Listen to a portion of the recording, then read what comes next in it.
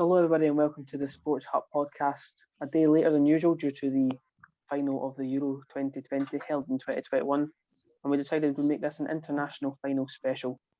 Nice to see that Bob has actually made an effort to join us tonight. Hi Bob. No wave, okay. Oh. And we've got a special guest from the Undisputed Wrestling podcast, a regular commenter and viewer from the channel, Ian. Nice to join us, Ian. Hello guys, thanks for letting me join the night. I messaged Gav today to say I might want to join you one time, and this would be a perfect time to join you because I've got a lot of opinions over the past 2 days of football. That was good. Well, like any Rangers fan, you can keep them to yourself. As we move on to our first topic, so Euros wasn't the only final this weekend; it was also the Copa America final, of which Argentina came out on tops. What did we see of the tournament, guys? I didn't see any of the group stages. It kind of got overshadowed completely with the Euros and the advertising that just wasn't there. I kind of caught up at the semi-final stage. Watched most of the Argentina-Colombia game. It's a good game, actually. And the final, the big one, Argentina-Brazil, the two favourites that were all the way through that were looking to do it. Yeah, I only watched the final. I watched it on obviously Saturday night. I was at my pal's house, and I was like to my pal, "Can we turn the game on at 1 o'clock?" And my cousin, we were also out for a drink at my pal's house. My cousin Mark was sitting right in front of the TV, and I was like to him, "Can you move out the road?" And he's like, "No." So I just had to stand the full night watching kind of around him at the TV. And then he got up to go to the toilet, and I thought I'd moved the chair. And what did he do when he came back from the toilet? Moved the chair right and back in front of the TV. That was my time view of the Copa America final. Just standing there watching it. It was quite a good match. I enjoyed it. That's what it was. It was very pacey. So lots of dirty tackles. It's Copa America. You get that. The semi was good for that, actually. I think there was six yellow cards, and they were all fouls on Messi. Messi had blood coming from his ankle, and it's good. Oh. The one thing about obviously the big conversations usually the Messi, Ronaldo, who's the best one, and obviously most recently Ronaldo, who'd won the Euros with Portugal. Messi was the player of the tournament by a mile. Assist just about every single goal. You can't really fault him at all, and it is you kind of thought with him getting older wouldn't he really suit him. He's not the athlete that Ronaldo is, but he's definitely the biggest talking point, I would say, of the Copa America. Yes, that's a good point, Martin, because Messi, he was joint top goal scorer with Luis Diaz from Porto and Colombia on 4 goals. He got most assists at the tournament, accompanied by, he got player of the tournament, as you said, and Martinez got goalkeeper at the tournament. Also for Argentina. Great. He had a couple of good penalty saves in the semi-final against Colombia. Aye. Yeah, but this is the question I want to ask you guys about the Copa America: is that now that Messi has got an international trophy, is this confirming Messi has been the best? Because everyone always said that Ronaldo's got the international tournament under his belt, Messi's not, so Ronaldo's there for the best. It's this age-old debate. Does this put Messi top? If he wasn't already for you guys, I don't know. I think this is for him. This tournament was critical because it does bridge that gap between. The argument has always been Ronaldo has done it internationally and Messi hasn't. You could argue that doing it with Portugal is much easier than doing it with Argentina, depending on the players around you. But I'd say, but I think Portugal have had much better players to support Ronaldo than what Argentina's had to support Messi. Ender scored a goal in the final. Ender. Yeah, but you just said yourself the amount of assists that Messi created in the whole tournament. So quite clearly he was critical to it. For me, I've always been a bigger fan of Messi than Ronaldo. I've got Barcelona thoughts of Messi in the back. I always prefer him. I just prefer the quietness of him. He's always like respectful, whereas Ronaldo's kind of this kind of like character who's out there and all the lassies love him. he's a bit of a poser, but he's a bloody great footballer, and that's what I like about him in a way. And he's a good human being as well. He does a lot for charity, and he's very nice. But I would also go with Messi. I think obviously that's because of Messi's tax evasion stuff. The Rangers fans go for Messi. I think there will always be the argument though that Messi has only done it with one team. So he's a free agent just now. So I think his next move is pretty. Want to see him in the Premiership? Going to Hibs. It's pretty pivotal because he needs to his next Game. move. His next be successful. If it's not successful, then he will. That argument about it only being one team in Spain will continue. He has to. His next move has to be a big one, and he has to do it again. And then the gap will really close. It will be a difficult debate at that point.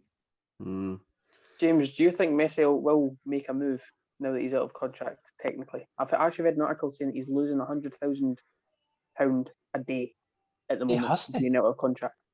Do you think he's going to move, or do you think Barcelona are going to manage to somehow get the finances together to retain him? That's what they're hoping to do anyway. I honestly don't know. The finances in Barcelona are incredibly messy. They even mean Pardon the pun. They are in a terrible state financially, and the assets that they have, they're not going to get the wages elsewhere, so they're not going to move. And that's, if I had to predict, I don't think they'll move the players, but I also think Barcelona will do all they can to try and get Messi, because the money that he brings in is going to actually cost the club more than they're not re-signing him. So get rid of the other assets, as hard as that will be. Weaken the team, but keep the main assets for the advertising point of view. You've got a cracking player, but the team will probably be weaker because of it. He's going to be one of the best free agents going. Ken, your club picks him up for nothing and just pays his wages. And his wages will be covered by shirt sales easily, as well as sort of the goals and assists on the pitch. I find it difficult to say, right, he's not the best player in the world because his country didn't do it, because I think George Best was one of the best players that ever played. Didn't play in the World Cup. So you've got people like that, and then you've got people like Harry Kane who can't win a tournament. And it's difficult to see you've got a top level player, but because he's either he wants to play for the one team too much, sort of your Graham Lasso sort of type, who was a fantastic player, but stayed with Southampton right through. He played for Chelsea. Only for a wee bit. Still played for Chelsea. And you want to kind of go to Steven Gerrard when you're talking here. A player like him that's always been at one club. I'd never won a Premiership. Aye, because he never wanted to move. He could have moved to that time at Chelsea. I think it was Chelsea. They were in linked run, and those people outside the stadium burning his tops and that, and then eventually he signed on at Liverpool and stayed there. Do you think Harry Kane could join? It was before he sold his soul. Of the best player never to have won a trophy. Do you think Harry Kane will join that category? Well, if he stays with Spurs, there's a good chance he'll probably stay like that. I need to look it up. Obviously, I'm a Spurs fan myself, but I don't ever see us winning anything, unfortunately. Not with Nuno. He is a great asset to Spurs. Yeah, I don't want to see him go, but definitely not. Before we deviate too much from the Copa America, as I said at the introduction, but that Martinez got the goalkeeper of the tournament. Brilliant performances in the semi-final and the final. One video that I saw was him winding up the arena, and a couple of others doing the penalties, doing the mind games. James, you're a keeper, you know all about the mind games and how they do and don't work. But speaking of what you said about assets as well, do we think that he could encourage Aston Villa up the table a bit next season? Is he the Aston Villa keeper? Yes. Well, from what I saw of him in the final, he made some great saves, obviously keeping Argentina in it. I'm pretty sure that obviously Brazil had the most opportunities in the match to score. They were definitely the team that had the most possession and stuff like that, and they were on it. Like just before Argentina even scored their goal with Di Maria, they were all over them. And then eventually there was just I think it was a counter attack right over the top, and Di Maria ran on it and put it in. But I didn't think he was the goalkeeper at Aston Villa. I've followed Aston Villa for the past couple of years. When John McGinn signed for Aston Villa in the Championship, I picked a Championship team. Unfortunately, fortunately got promoted, so I didn't have a Championship team anymore. But I've sort of followed them since, and I cannot believe Arsenal let him go to nothing. And he, in my opinion, is one of the top 3 goalkeepers in the league, easily. I wonder who's the other 2 then? Probably Ederson and Alisson. Yeah, that'll be correct. Enough. James, what's your thoughts on Martinez? He's a good shot stopper. I actually think he should have got at least booked for the mind games. Definitely. There's mind games, and then there's just having a rant and cursing and swearing at somebody, and that's what he did for every player, and the ref just stood there. I think I got put down to refereeing decision. The Latin American fire. No. I think he was calling somebody. The word whore was used at one point. And okay, Zidane wasn't there. Zidane's headbutted people for less, aye. Yeah, and he didn't use it. He used it about 20 times in about 20 seconds.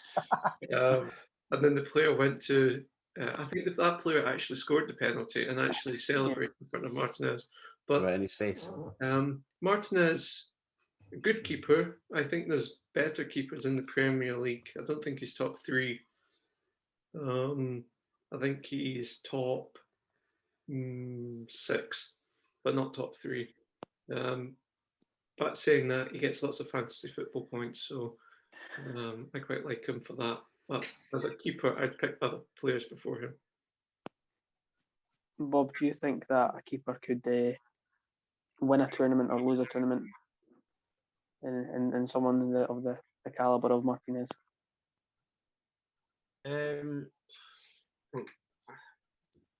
Yeah, I'd say I'm a bit of an admirer of keepers. I think that they're the last line of defence, aren't they? And a lot of the time, depending on how you play, they're the first attacker. Who was it said that? Who is it? Pep Guardiola goes with that theory. It's one first attacker, first line to attack, last line defence. Pep. Aye. So I think Bob Guardiola in there. What's that? Bob Guardiola.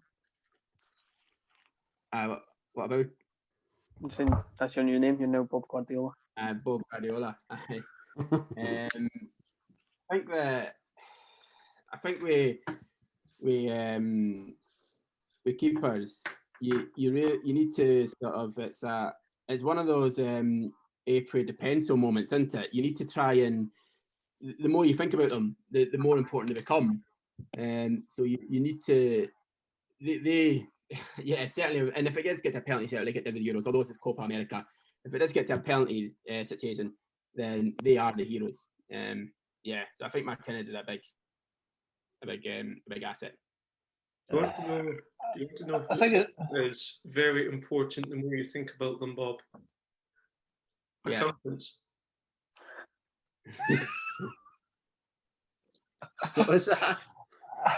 Accountants. The other thing about goalies, I mean, you look at Ian sitting there with his Rangers top on, so I'll go there. I mean, Shagger has probably won the league for Rangers. I don't think he gets enough credit for it. The amount of 1-0 wins, and this is the same person you didn't want to select in your Scotland squad.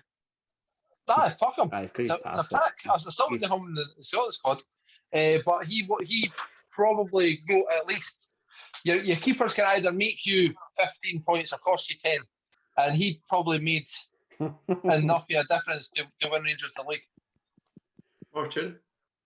Yes. Did Mitchell win Rangers the league?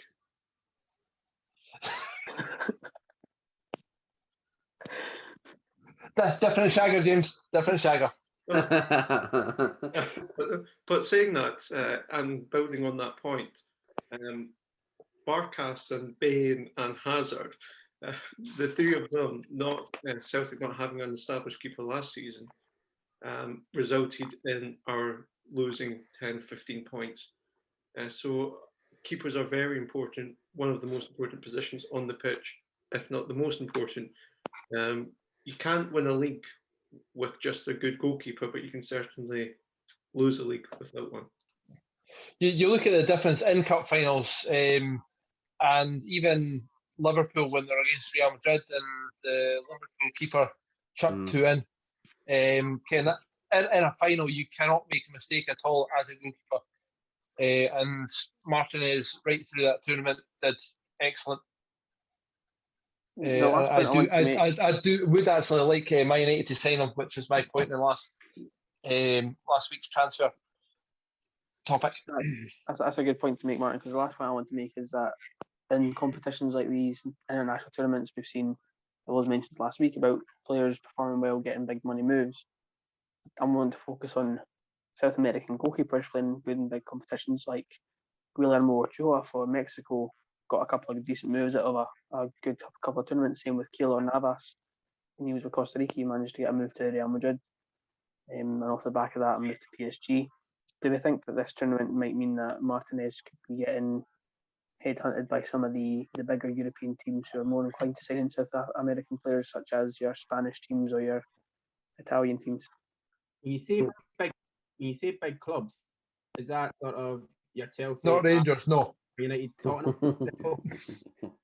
Does Tottenham qualify as a big club? Are they now a big club? Ask the Spurs fans. Borderline. If in the top six, I would say they're big. I mean, Spain is the top three, and Spain is like the top three. Let's face it, they'll be gone for that Conference Europa League. Super League club when that thing existed. But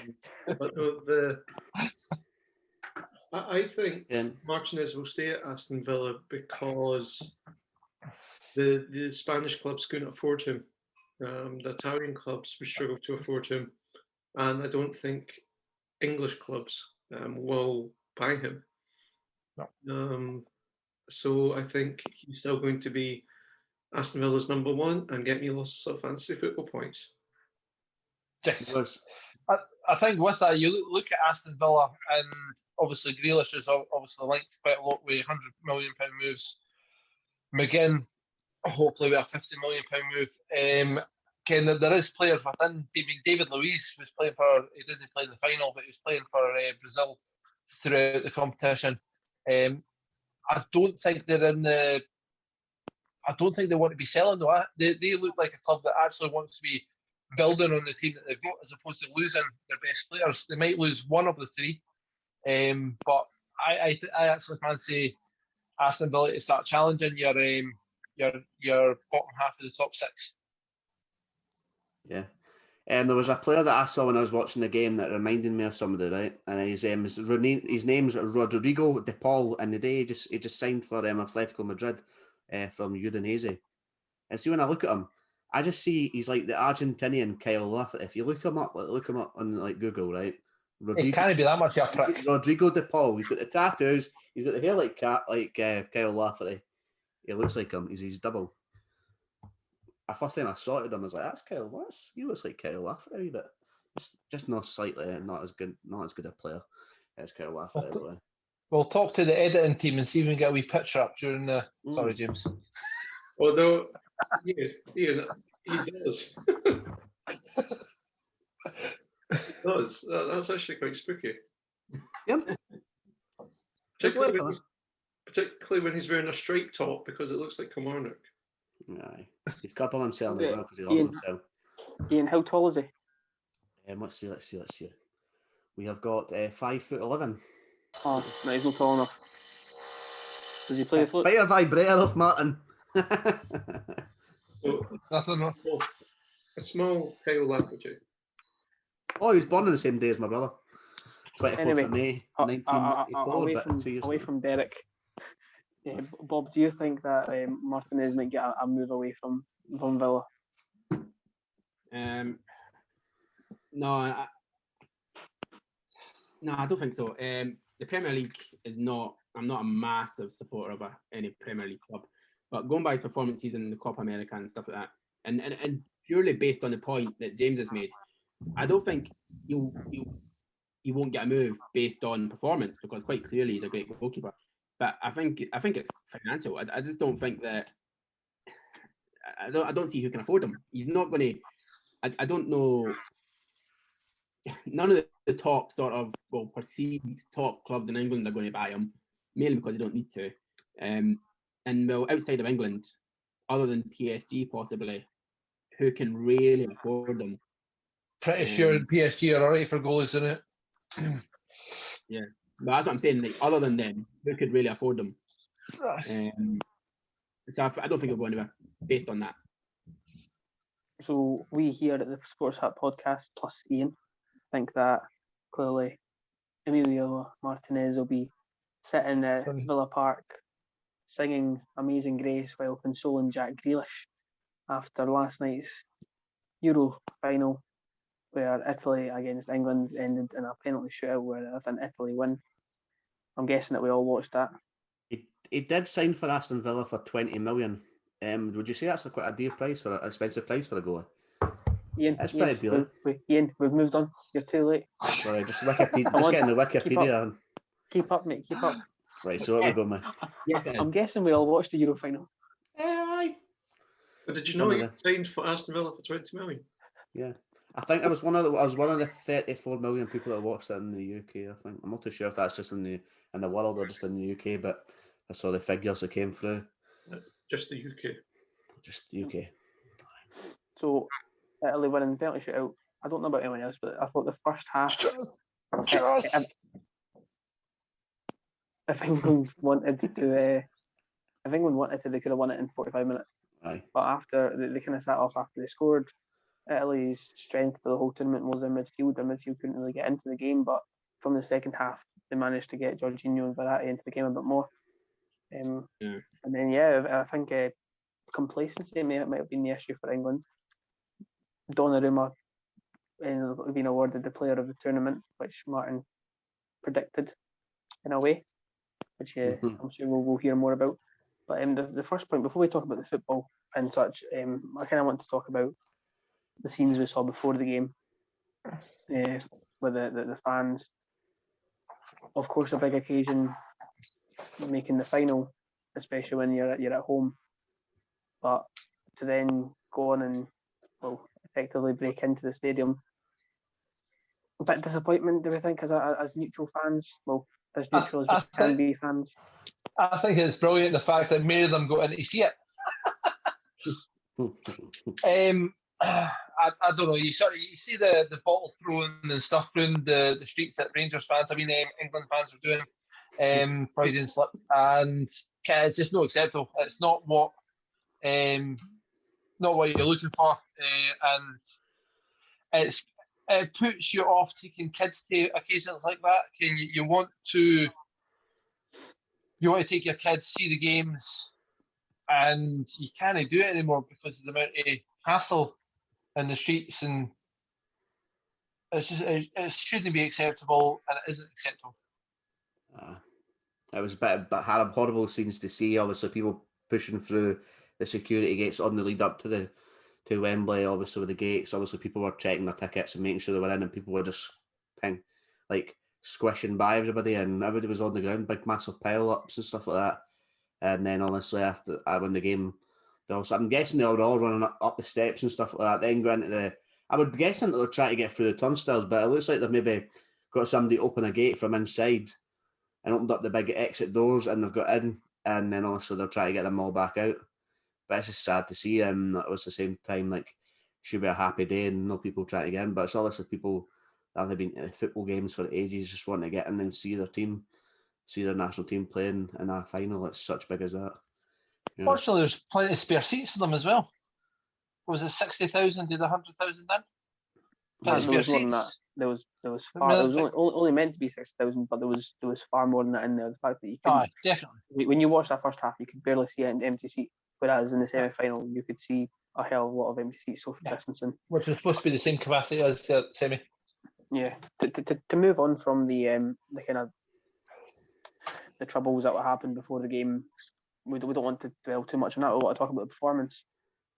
What did everyone make of the game? Did we all think it was an exciting game to watch? James, I know you said if it was an Italy-England final, it wouldn't. Or if Italy made it to the final, it wouldn't be an exciting game due to the way they play their football. No. You said that on a previous podcast. What were your thoughts on the game? I did, and I take that comment back because it was a boring game because England were in the final and they scored in the second minute. That was the worst thing that could happen for England with Gareth Southgate as their manager.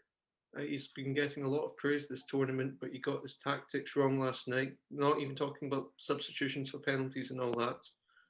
First half, England score an early goal. They have to take advantage of it. Keep the pressure up. No, they sit back, try and hold on to a lead. And then by half time, they lose control of the game. And Italy deserved winners from then on. Gareth Southgate bottled it. He should have kept attacking, but no, he went into defensive mode, tried to be far too pragmatic, and blew England's best chance of winning a major tournament since 1966. I think and I've heard it said a few times, there is such a thing as scoring too early. And it doesn't matter who, trying to defend for 87 minutes or whatever it may have been, is difficult. Trying to defend for 87 minutes against Italy is just going to be an absolute nightmare. So I think that scoring early was a big problem for England. I think they scored too early. That's it. They should just not try to score for the first 20 minutes.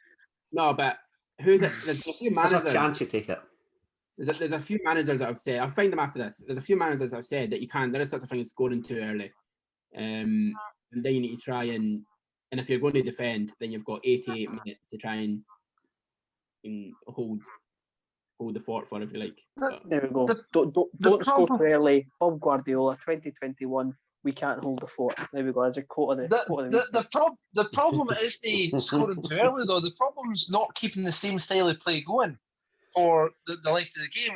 It was quite obvious that the English team did put a lot of energy into the first half.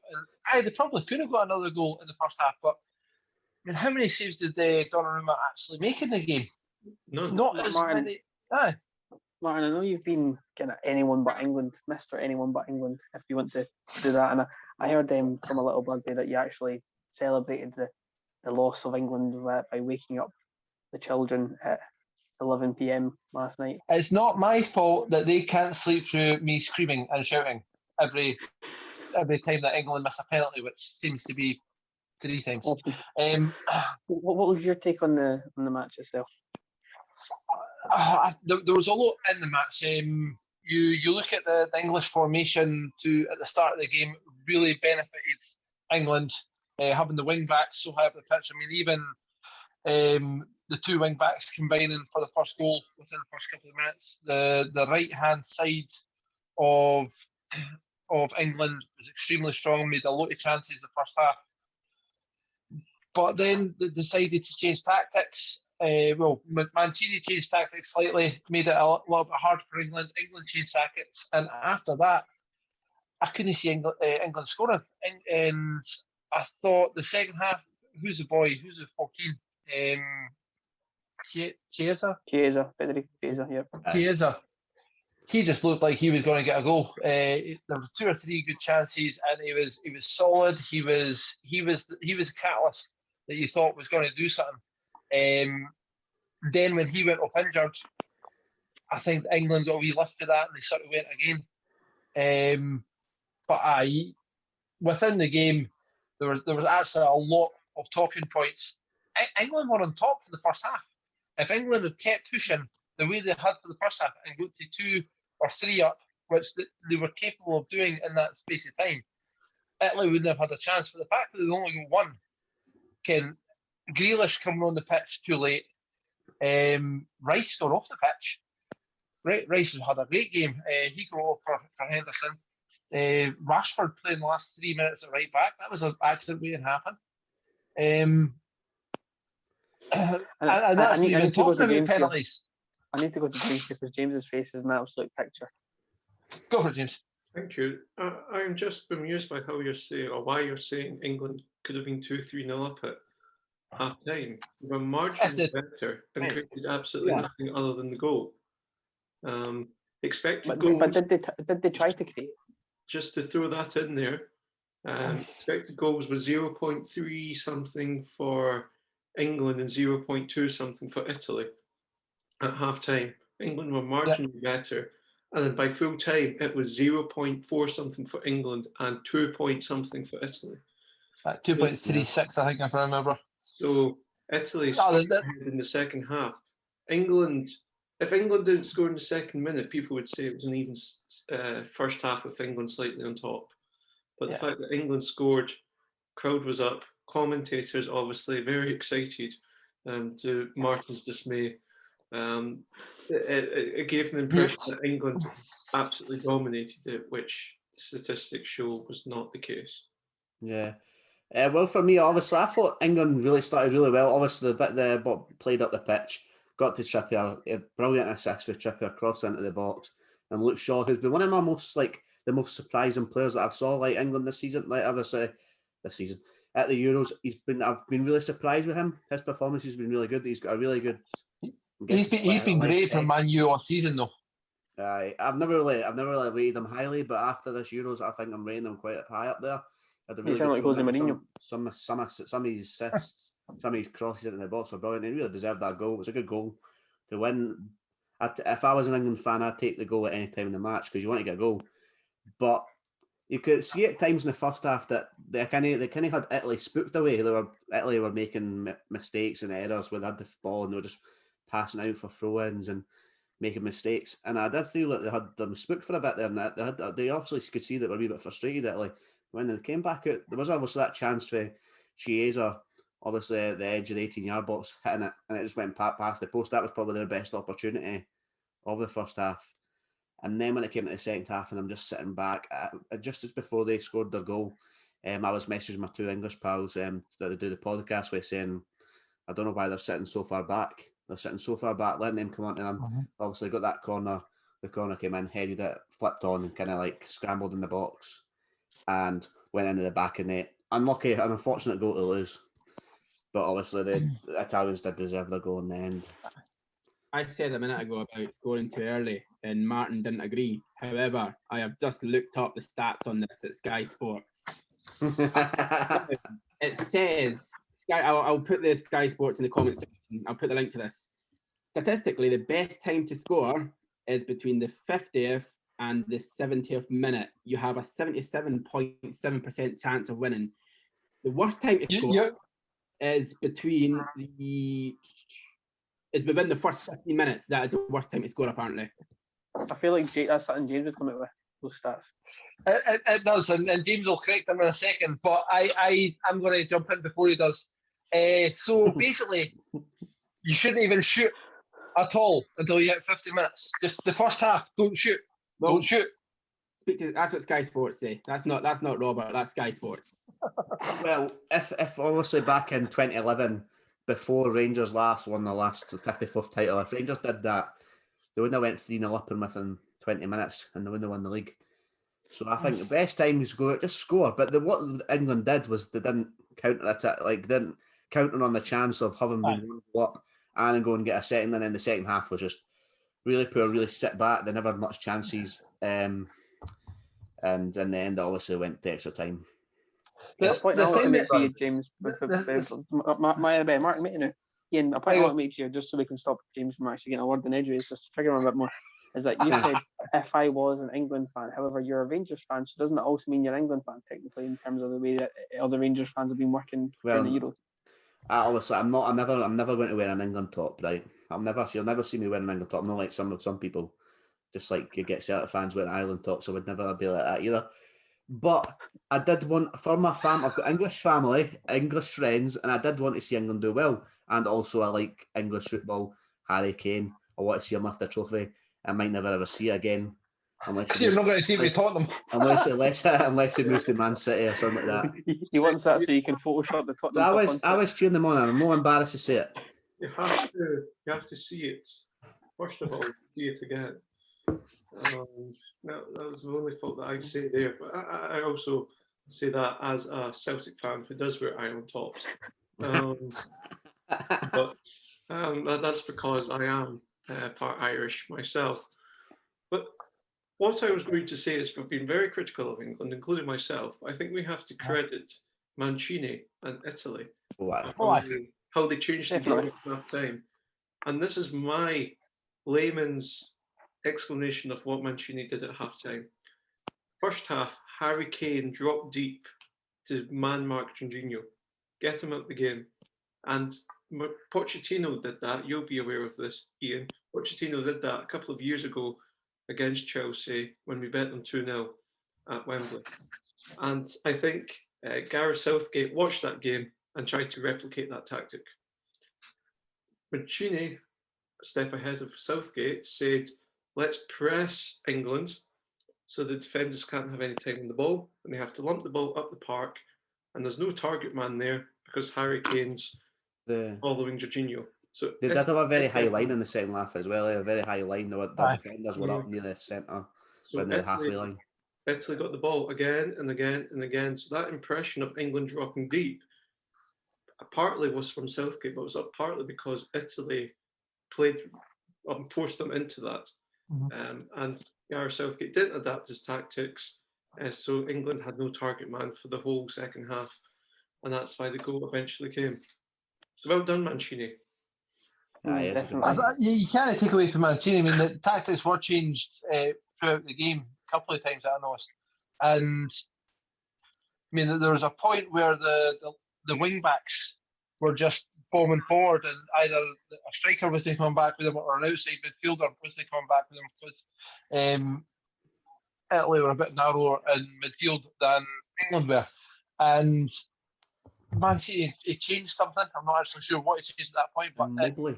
Was it Mobley coming off? Aye, so Mobley came off for that, and he started to do that issue. Then England had to change their formation because they weren't getting anything.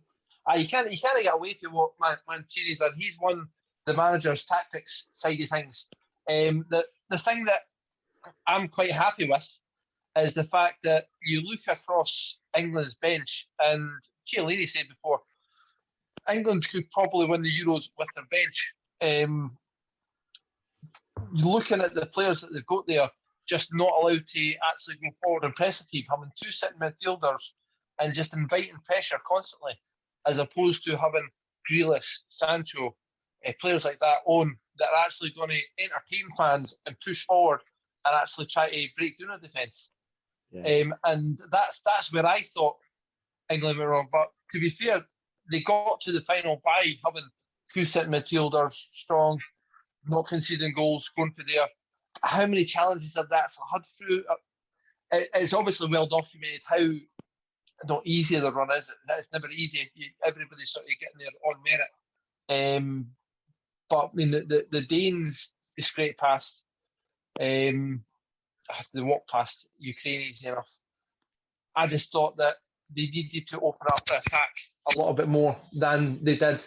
They thought they'd have enough to just sit back, not concede any, and just hopefully get a goal with the one or two top strikers or top wingers that they've got. Yeah, see, it's one of those things that it was the way that the players, both teams had a very high calibre, England especially, but you expect that especially because the Premier League is probably the richest league in the world at the moment. But, you know, Ian gave us a nice play-by-play of the England goal in the second minute. As James said, the equaliser was inevitably coming after the change of tactics from Mancini. But then it obviously took us on to extra time and penalties. And this is where a lot of people are criticising England and praising Italy in terms of how well Donnarumma done in another penalty shootout, but also the unfortunate misses for England. And I don't know about anyone else, but I feel bad for someone like Bukayo Saka. Last penalty, 19 years old. But last penalty, 19 years old, and the criticism he's came under for missing a penalty when it was a good save. mean, there wasn't many great penalties. And I think there was a couple. Probably England probably had the better positioning of the Maguire's penalty. was a fucking great penalty. I took a camera out, but I mean, in terms of the whole, good if you look at fun. the whole scheme of things, there wasn't many that weren't savable. You know, Bonucci, I think, was very lucky. He got a bit of height on it. I mean, there wasn't much power in it. It was a bit more of a lofted penalty and over Pickford. And what do we think of the penalties? And obviously, as for Southgate's getting very, very judged on. I think he should have went with his. Obviously, I saw stats with people that obviously the English players that had taken penalties for their teams in the past, and they should have picked the 5 most experienced players: your Kanes, your Grealishes. I'm not too sure the other 3, but if there was about 5 of them that took penalties, so put the ones that have got more experience first. But putting Saka as the fifth penalty taker is like it's a bit of a bad one to do. The guy obviously had confidence in him that he could put it away, but it's never happened. When he came on, I didn't think he had that great a performance on the man, like when he came on as a sub. The ball just wasn't falling for him at times. But I think it was the penalty shootouts, the placement of the takers, and the takers could have been a wee bit better. Yeah, that's a good point you make, Louise, about the placement of the takers. I think because James, I remember speaking to you last night and saying, would you rather go first or second? And you said statistically, if you take the first penalty, you've got more chances of winning. I can't remember the actual percentage you gave me off the top of the head, but I'm sure you'll go into it. But in terms of your positioning of who takes what penalty, would you rather have your best striker taking the first one or your best striker taking the last one, James? Oh, it's all about your best player, maybe not striker. I'm just saying striker, but would you rather have your best penalty taker going first or last? It's all about context because there's so many studies been done on penalties, and I'm sad enough to have actually read them. Usually in penalties, you actually want your most inexperienced ones to take them, as crazy as that sounds, because statistically, the more high profile you are, the more likely you are to miss a penalty. And it's because penalty shootouts are not tactics, it is all about pressure. And the more high profile you are, the more pressure you usually have on you. There are some caveats to that rule though. And a home final, when your team's not won a major international tournament for 55 years, when you're 19 years old, that is an incredibly high pressure situation. And I think what Gareth Southgate has done has overread analytics and not actually applied it to the situation. So for that for that final, I should say, that final penalty shootout, I would have put more experience and left Kane to the end. I would have kept Jordan Henderson on the pitch. I would have kept Kieran Trippier on the pitch. I would have got John Stones taking a penalty, because these people play in high pressure situations basically every week for their club. Why take off a Champions League winner? Why take off a La Liga winner? It's all about pressure. Keep them on the pitch. And you've got something like Foden sitting on the bench as well. You could have brought on as a player that knows how to score a goal. I agree with James in some points of that, but I think looking at sometimes the immaturity of young players and not actually realising how big an event it is. Sometimes when you're young, you get to a cup final and you think, oh, I'll be in cup finals every second year. And you can use that as sort of nonchalantly sort of having the confidence to do it. I think having the best player having the last penalty is an issue. I can't remember what final it was, but I'm sure Real Madrid had Ronaldo to take the 5th penalty, and they never actually took it because they were already due it by the time the 5th penalty came. So I don't think your best penalty taker going last is your best penalty taker sets the tone and goes first. You then sort of infill with your ones that you're in as Shuri, and then your sort of 3rd, 4th, 5th. They're the important penalties to get. Let's face it, they're all important penalties, but you didn't know what you were missing. Your 3rd and 4th, and if you don't take your opportunities early, you didn't get a 5th. So I wouldn't have your best penalty taker taking 5th. If I was playing a game of FIFA and I had it obviously came to penalties, I'd put the two most experienced players at taking penalties, one of them first and one of them fifth. In between, you're just kind of like hanging about. Maybe make the middle man, the middle person, the third taker, be like their next experienced person at taking penalties. But for me, I think he got it wrong. Obviously, when going into it, I was thinking Donnarumma's got his experience of winning the penalty shootouts. He's a big man. He's a big guy. He's a giant. He covers Makes that the goal goals very wee. well. Aye. And I could just see it. But to think a shout out to Jordan Pickford, I think he did a really good performance in the penalty shootout, saving two of them. There's two of them, eh? Aye. Yeah. Saving two of them. Obviously, they didn't get to the third. Aye, it's 3-2. Aye. Aye, so he also saved two of them. So he did well to get down to that Jorginho one. I'm so happy Good to see man, Jorginho Ian. miss. Good ass. So happy to see Jorginho hanging because I just hate his wee run up. Him and what's his name, Bruno Fernandes. Him and Bruno Fernandes. So Rashford was annoying. far off, to be fair. Oh, oh my god!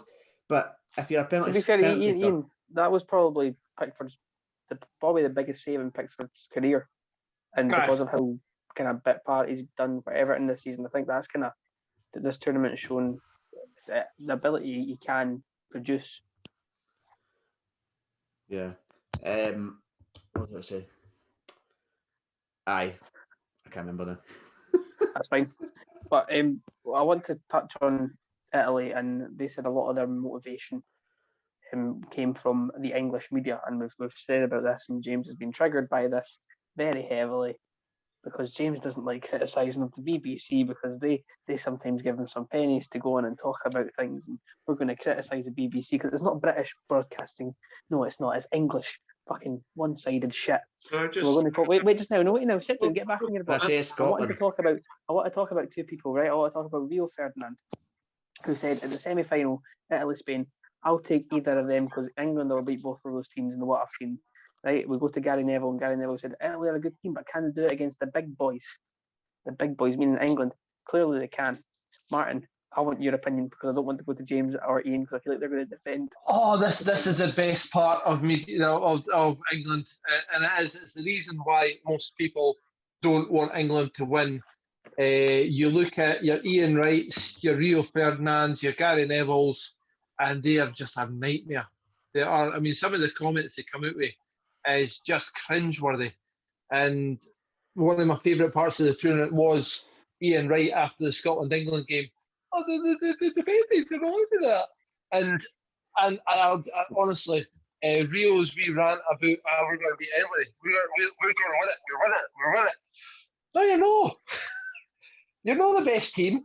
Italy beat you, fair and square. There wasn't any dodgy penalties in the last couple of minutes like there was against Denmark. And at least the English media, and there was a couple of them that actually called that a dodgy penalty, which I was surprised at. I wasn't expecting them to actually pick themselves up. That live on commentary. Aye, I was listening to that one. I was listening to the other one. I must admit, I would like a bit of Alan McCoist commentating as opposed to the other wankers that are on. Genus and Dixon are they the best? Bob, what was your thoughts on the media and the whole "it's coming home" palaver, making it this massive thing? Do you think it added more pressure to a young England team in the grand scheme of things? Massively. I was listening to the radio today when I was asked that, and I can't remember who it was, but I can't remember what other superstores are available. And they were saying about this "it's coming home" thing, and the amount of pressure that puts on people, that just that song and the words and whatever, that applies pressure on its own. And England, it gives so. What's up? James's reactions. Yeah, James is in my top right, and his reactions are just priceless. We need to just clip that into a 30-second footage of James reacting to this topic. Sorry, Bob, on you go. Continue. The coming home, the lyrics, the words. I think it does put so much on the players, and annoyingly, it motivates the other side as well. So I don't think it does them any favours, and I think they need to drop that sort of mantra because it motivates other people. They're no dropping that. And was it Bonucci at full time? Exactly. In the camera. Yep, it's coming to Rome. Exactly. Awesome. The other absolute shithousery. The opponents are using it as motivation, and the English media are peddling it every time. But what They I would actually sang it at Luton Airport. The Italian team, they were singing "It's Coming to Rome." More importantly, they were singing "It's Coming Home" in George Square after the full-time whistle. Yeah, so it just motivates other people. But what I would say as well, now, it is a point. I appreciate the Euros are a tournament for everybody, but what Europeans. What you've got to accept is that it was England that were in the final. So the primary audience were English people. England. So why wouldn't you have people that are commentating that have a sort of affection towards England? Why wouldn't you have, as much as absolutely frustrates me? Would you not have an Italian on there, though? Sorry? Would you not have an Italian on there, or would you at least have a comment from either Italian player or Italian manager after the game? Martin, I don't like to go against you here, but they did have Alessandro Nesta. Yeah. Did they? But Bob, just to counteract your point there, is celebrating that point. I do not mind them having people having affiliation with that team or country or whatever, as long as they're good and they know what they're talking about. The amount of uneducated, we could probably say we're uneducated about everything doing this, but like, you've got people who the only reason they're in a job is because they were a top class, top rated footballer. We've said it before in here, is that pundits should have to go through some form of training, badges. I know, like Carragher and Neville went through a refereeing course, so they understand the rules a bit better. So it makes it a bit easier to listen to than sitting. What value do you put on experience then? Surely the fact that, now I don't think, and I've been quite open in the group chat about Guinness. He absolutely annoys me, and I can't stand the man. So I'm just sort of trying to put another side to this argument. But surely their experience qualifies them to some level. For Genius to turn around and say, "Oh, he could have went down there, but that wasn't enough contact for a penalty." That's hypocritical. You're just contradicting yourself. And the amount of times it happens in commentating. It is. I'm not just targeting this. I mean in general commentating. People say that all the time. You could have went down there. For they don't follow up. They don't follow up with, "Oh, he wouldn't have got a penalty because there's not enough contact there." For Lee Dixon, follows up with that. Quality. He's FIFA, the PlayStation game quality, man. He gets on there with Derek Ray. I don't know how they two are right. They two, Derek Ray and do you even watch the Premiership? Is it just FIFA for you? This is why Ian is the age he is, living with his brother. Lee Dixon and Derek Ray, have they ever commentated in a match by them together? I don't think they have. Why are they on FIFA? Right, but when it comes to obviously the pundits, like your footballers, your Rio Ferdinand, your Frank Lampard, your Ian Wrights, they're all English. They're all like ex-English players, English fans, and I don't mind that obviously having their reviews. And obviously every time you get to get somebody there's somebody that's an antagonist like Martin. Martin is the Roy Keane of the group. Aye, but obviously Roy Keane's as well. He's always kind of stubborn and very serious. That's what I like about mine in a way. He's a bit like, well, obviously you've got a Chris Sutton when it comes to Scottish football, and he kind of stirs up the pot. Well, obviously them, I just think they're just obviously very confident of their team, and at times, obviously Rio Ferdinand. I think Rio Ferdinand was the one that was the most making comments and stuff like that. Where he was a bit silly to say.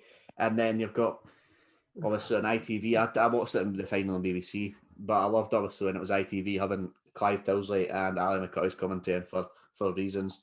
Also, Ali McCoy's been my favourite Rangers player ever, and just hearing him commentate, such a breath of fresh air. Did I say that right? Aye. Breath of fresh air. It's difficult not to like Ali McCoyst. Aye. I don't know how James feels, but I do like him. He's fun. He's a great commentator. He knows the game. And he sounds like he's enjoying himself. Well. He's having a bit of fun as well. He enjoys himself. But then they've got that Sam Matterface on ITV. That's why I couldn't not listen to the ITV game. I had to watch it for the semi-final, right? But that Sam Matterface, they chucked Clive Tilsley off to be their second commentator, and to just mention, I've got Clive Tilsley in the DMs on Twitter. I message him every so often, and he replies to me. That's my thing there. He replies to me. I'm asking, what are you going to be on this game?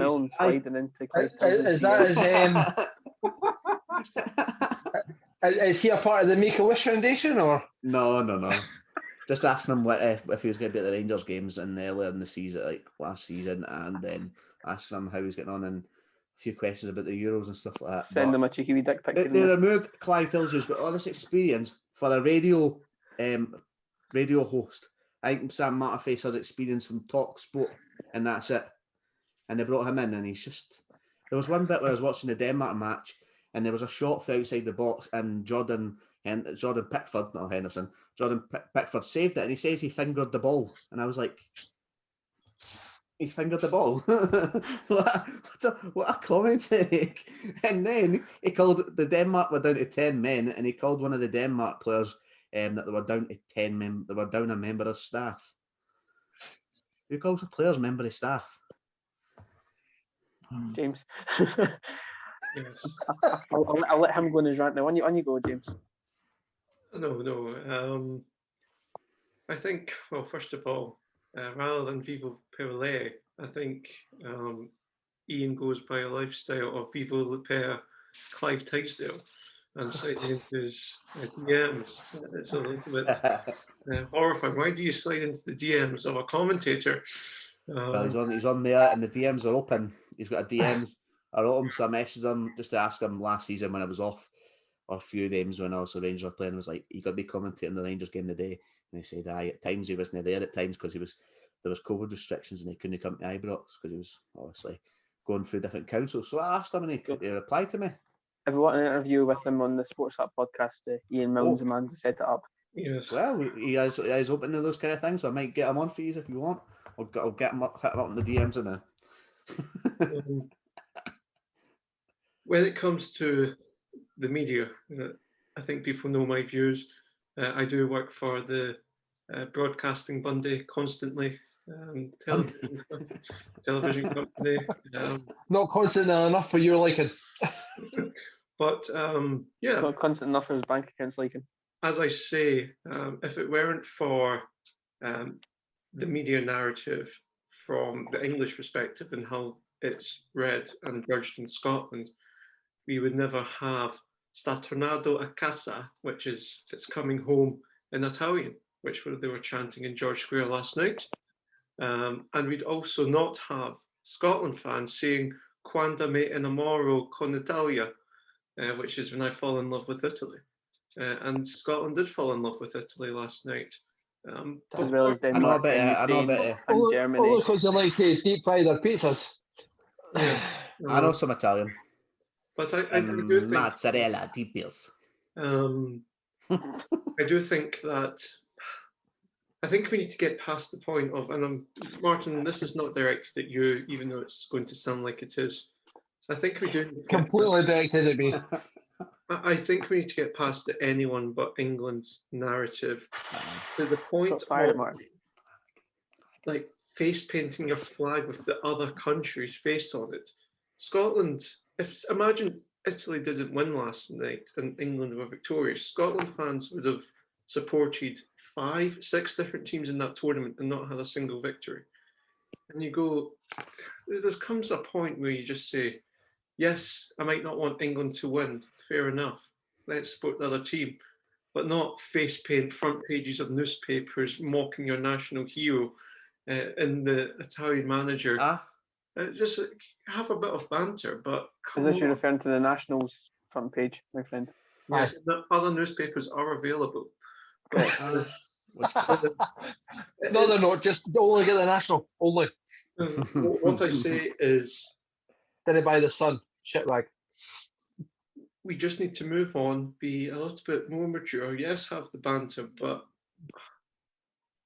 let's stop it obsessing over England and yeah. So where do you draw your line, James? Do you think it's went too far with us going to George Square and celebrating? Yeah. Do you think we went too far by? Were the benches all right? Is there any benches damaged? No, I think the benches were fine. It wasn't any Rangers fans there. I think there has to be a line drawn somewhere, and I do agree with James that maybe there has to be a line. But no, I'm quite happy to side of the line that we're on. No, I don't think there has to be a line drawn. I'm not saying don't go to George Square. They're perfectly entitled to go to George Square. It was obviously all the people that were in pubs and that around the area anyway. They weren't going there just for the party. We're on the area. The Italian restaurants went empty. There was nobody in it. They were all out at George Square, pure partying. And fair play. I just think that England's next door. Yes, the narrative of it's coming home might annoy people, and the media annoy people. But at the same time, if you're down south in England, imagine hearing, "Oh, Scotland are the only team not to beat England at the Euros. So Scotland are the world champions, blah, blah, blah, blah. Oh, Scotland better since 1967, so Scotland's the world champions." They don't go on about it like that. And they already look down on our game enough. See, now, James, to say that they don't run about it like that, if England won, we would not have heard the end of it, I don't think. But you're saying we need to stop obsessing over England. Fair enough, right? We will stop obsessing over England. After I mentioned this bit, I want to comment on Gary Neville's comment about how Italy were good waiting until they play against the big boys. So, can you really class England as being a big nation in terms of they've only had 2 finals in the last 55 years? They've only won one of them. They've made no other finals. They're meant to be the biggest, the best, the richest league in the world, producing players of the caliber that they have on their team, on their selection. The amount of players, the good players that got left behind. Should they have won this? Playing most of their games at home, having probably one of the lowest travelling air miles of any nation to have competed. The most thing they travelled on was an inflatable unicorn. This is the thing that you're saying. Everyone's been saying about England being a big nation. Can you class them as being a big nation in terms of this is the first final they've made in 55 years? I think this is the start of something good for them. Yeah, I think they're a big nation. I think when he was saying that, he was probably referring to the sort of recent stuff. Was it not? They've made a semi-final recently. 2018. They made semi-finals and then they went on about, we made the semi-final, we did well. I mean, England shouldn't be looking at this as, maybe they should in the sense of an achievement, they made it to the final, but they should be looking at this and being embarrassed. If you're an England fan, you should be embarrassed. If you're an England player, you should be gutted that you've lost that final. Yeah. Not 20 minutes. They're not 20 minutes later. There's photos of them and videos of them doing a conga around the hall, having a party, having a drink and having a party. If that was me, I wouldn't be sitting having a party 20 minutes later after losing a final that I've worked towards and wanting to win. Nah, see, I don't know. I've not seen those videos, but for what I have, the images I have seen, I've seen them coming off the bus, etc., and they all look devastated. I think Saka's reaction after missing the penalty was pretty clear that he was devastated. If you watch the interviews, I think that they're quite entitled to refer to themselves as a big footballing nation. They've just made a final of the Euros. Whether you agree with the route they got or they didn't or whatever, what they statistically they're in the top 2 in Europe. So why wouldn't they be referring themselves as a big European final? It's a fact that they've went on and said that they've always been a big team since they won the World Cup. They haven't made a final. They haven't made a final in 55 years up until now. They've always been a big team. I don't know. But I think they have underachieved. I think you've got to look in that perspective here. Not all of the best teams actually get to semis. You look at France, never got anywhere near. They were by far the favourites when you look at the quality team throughout. There's been times where France having to go through the group stages.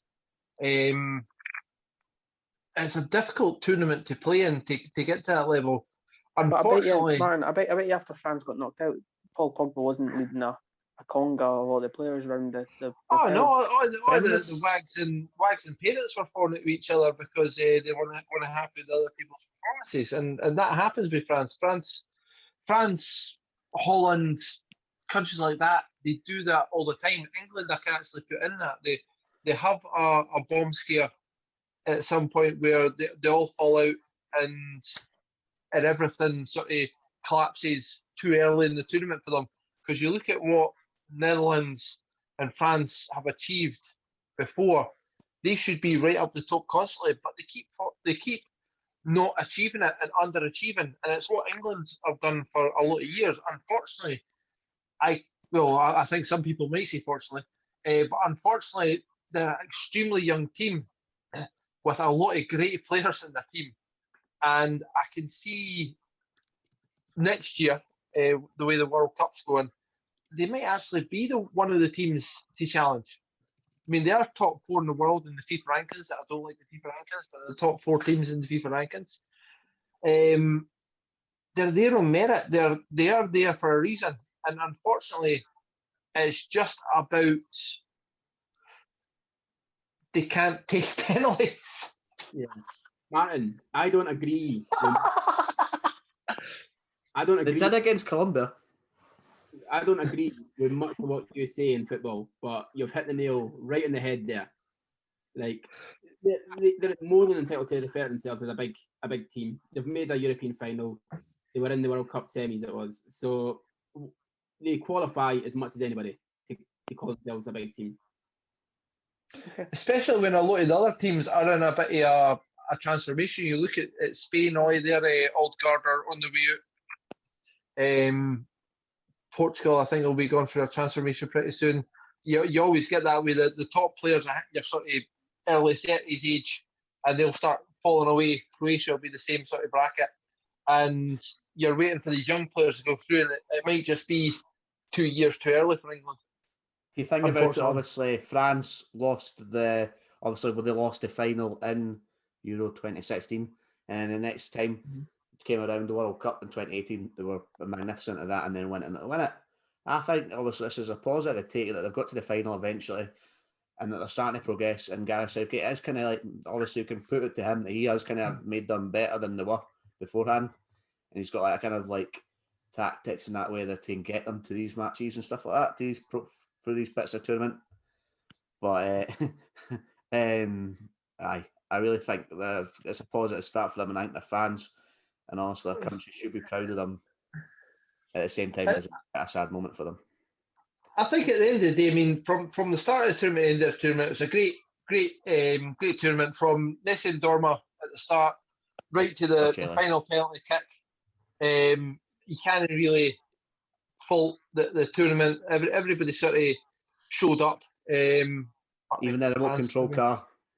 Yeah, that remote control car was. Did you see it just about take out Sterling on the way in? It just about took Sterling out on the way out to jump out the way. That would be fucking quality headlines. England striker injured by a car into the pitch. I found it funny, right? See the car was obviously come out and it was obviously got the LGBTQ colours in it. Why did they stop Germany from lighting up their stadium with the LGBTQ colours? It was because of who they were. It's because of the opponents. Aye. I believe it was Hungary, and Hungary had passed a new legislation. And they got banned that were banning it from. Yeah, so I think it was due to the politics involved. And it could have caused a bit of trouble. Yeah, but to stay with politics, to round off this topic, it was a good, considering how the unusual circumstances of COVID and involved. It was a good tournament, but I want to know, just to round off, I want everyone's kind of most memorable part of the tournament, and everyone's favourite part of the tournament. From start to finish, I'm going to go with Bob first. What was your most memorable part of the tournament, mate? I went a full podcast without mentioning them, and now I need to mention them. For me, above all else, the best bit of the tournament has been the standard of officiating. I think that... Oh, for fuck's sake, you're having a laugh. I think the referees have been incredible. I think they've set a standard, certainly for the use of VAR, they've set a standard that the Premier League now need to try and replicate. I can't think of anything that they've really... I can. Majorly I'm not going there. It was a penalty. I can't think of anything that they've got majorly wrong. So yeah, for me, the most memorable part about it has been of referees. It has to be. What about your best bit, mate? Best bit. Oh, that's difficult. Well, it has to be. Probably. I don't know. It's been a good tournament. You're sitting on the fence. I got my Tactical Euro Rangers app fan out who's just a to check referee. back You know. to the Yeah, member. I'll go best bet, the draw with England at Wembley. Being a Scotsman, that has to be the best bet, doesn't it? So Typical I'm Scots not celebrating settling, any draw. settling for a draw. I'm not celebrating any draw with him. Yep. Martin, what was your most memorable moment of the tournament? Most memorable moment. It's got to be the penalty shootout in the final. What about your best moment? Best moment, I'm pretty sure I'll steal somebody else's here, but Scotland only got one goal within the tournament. So I've got to have to say celebrating Scotland's goal. It wasn't exactly the most exquisite goal of all time, but it was Scotland scoring the goal in a tournament and giving us a bit of hope in the final game. You missed 2 words there. Celebrating Scotland's only goal with friends. With friends. And you were there as well, Gavin. I was, yeah. Ian, what was your most memorable? Well, my favourite day of the competition, not my favourite moment, the favourite day is also the day of the Spain versus Croatia round of 16 match and also the France-Switzerland match. This was on the same day. What was it? 8 goals in one game and then 6 goals in the other. The other one, obviously, Switzerland-France game went to penalties. And I was shocked at that because France went 3-1 up and then Switzerland just pulled it back. I just loved the kind of both of those games was never like ink. It was a Croatia were up. Croatia were up they were behind 2 goals and they came back and managed to ling it back. But there was I never said high attitude about those 2 games from the team that were behind at the point. And that was probably my favourite day of the competition because I was off work watching it and the goals were flying in left, right, centre, and even the goalkeepers were helping. Ian, keep it brief, come on. Right. My favourite game, favourite moment. David Marshall ending up in the back of the net like a big fish. Fair enough. I'm joking. That was my favourite, but just the competition.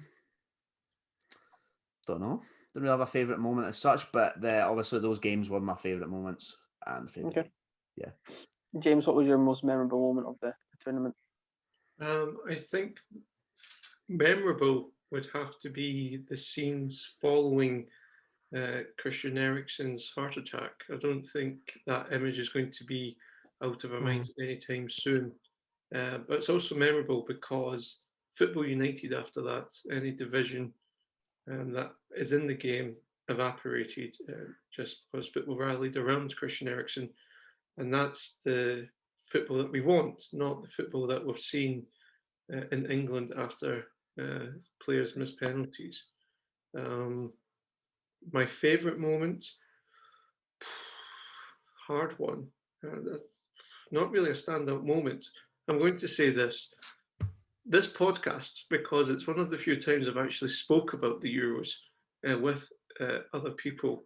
And Martin and I's banter, we disagree with a lot about what's happening at the Euros, but we do have good fun whilst doing it. So yes, that. I think Martin and I's opposite views create a perfect symphony for the podcast to work around. I'd just like to point out that James's favourite part of the Euros is me. So also, say you said the podcast. I don't know if you saw the. You're like, I was going to say you're like a typical Scotland fan claiming Italy's victory, but you are. So I would say the most insane bit of skill I saw, right, was, what was it? Portugal versus, no, it was Portugal, one with Germany. Portugal versus Germany. And there was a bit where Ronaldo kind of did a wee back healer over, he kind of chipped it over Rudiger, and then did this wee cute wee back heel where he looked one way and then put the ball the other way, his back heel. That was brilliant. Ian, that's all well and good, but no one asked you about the most insane bit of skill you saw. Really, Ian, we need to get a GoPro set up for our 8-a-sides on a Thursday night, and you'll see insane skill, like somebody tripping over the ball 4 times and then conceding. Someone else getting their toe broke. I thought my fingertip save last week was a very good save. Everything else you made last week, but that was a good save. Who? I did score last week. Sorry, nothing to do with football. James James was aided by his defensive line. Shane Duffy. Shane Duffy. So, Gavin, you've Yes, asked James. questions. So, what is your most memorable part of the Euros and favourite part? I think I have to agree with yourself on the most memorable in terms of the scenes with Ericsson. But again, not for the way it happened and what happened, but more for how everyone came together. It was the empty pitch, but the stadium, both fans doing a question and answer of Christian Eriksen for a solid few minutes, and it was really good to see how everyone came and supported him. And then his teammates gathering around him, showing him support, obviously trying to cover the camera, so getting to him. Simon Kaya, I think his name. Aye. He's he would be like one of my picks of, like, he deserves like a fair play award or something like that. No, Him and definitely. Schmeichel has to be mentioned within that. I think Denmark he's a as a great whole, keeper. in terms of the selection, need to be commended more than what they already have. I thought there was reports that it was going to be at the final last night, Christian Eriksen. I thought that would have been, obviously, maybe it's not a thing to parade him about or that when he's had the thing, but I think they brought him along. They really saw any footage of him. Maybe sitting behind Tom Cruise. Did you see he was at the Wimbledon final then, the Euros final as well? Prick. Probably went fucking a helicopter for there and Deep took Mission Impossible style. But obviously, it was a big improvement for Dave, who was sitting next to David Beckham from the Germany game to the Italy game, eh? It was Ed Sheeran at the Germany game, and then it was Tom Cruise. I thought it was Paul Scholes. I just realised. James, anyway, my favourite moment was something I mentioned before the Euro started, and it was something I was looking forward to, and it was actually getting to share the experience of watching Scotland at a major tournament, and something that I never had growing up, but getting to share it not only with you guys, being my friends, and being able to watch the games, although not all together, but discuss it through this and through our group chat, but also to sit and watch it with my kids. To obviously don't know when it's going to happen again. Hopefully they'll see it a lot more than I've seen it growing up, but it was a big moment for me was to share it with them. But I think that this brings us nicely onto our round table to close off the episode very quickly. So this is a very quick round table. Bob, you put a message in saying it's about you're missing Love Island, and this is going to bring us onto our round table. Is that a lot of females will be happy that their man's Kelly's going to be happy that our man's not watching the Euros anymore. So just to let everybody know, season starts in 2 weeks.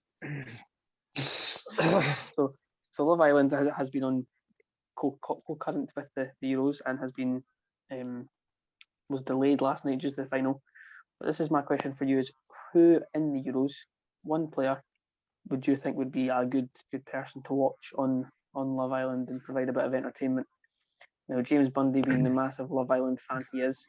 I'm going to get you first. Lee Griffith. Oh, not quite his age range.